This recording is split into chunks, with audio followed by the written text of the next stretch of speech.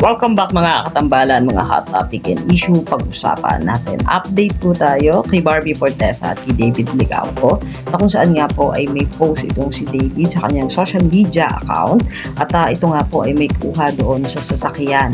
At isa pa nga po sa naging post si David ay yung nakatalikod siya at ito din ay kuha naman po sa Tagaytay. At isa pa nga po sa naging post naman ni David ay yung Vitamilk Philippines kung saan ay yung soy for the summer na napakasarap na inumin ngayong mainit na panahon. Ito nga po yung Vitamilk.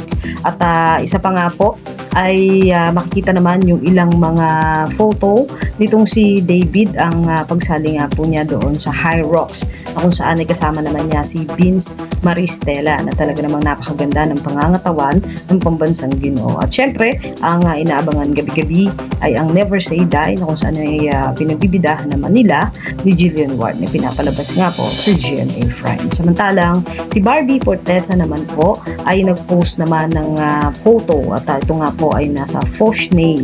Nung nakaraan naman po, si Barbie naman ay nasa Pure Gold Aling Sari-Sari Store Convention Center 2026 at si Barbie nga po ay ang Silka Celebrity Endorser na kung saan makikita naman na sumayaw itong si Barbie doon sa stage sa talagang mga pinagkaguluhan at inabangan ng kanyang mga tagahanga at makikita naman yung ilang mga photo na isinur naman itong si Barbie nang dumalo nga po ito doon sa Convention Center na talaga namang napakaganda ng isang Barbie Fortesa sa kahit na anumang damit na kanyang suotin. Yan po yung mga update natin ngayon kay David at kay Barbie. Kayo mga katambalan, ano masasabi nyo? Comment lang sa comment section pag-usapan natin. Yan ang mga hot topic and issue dito lamang sa Tambalang JK.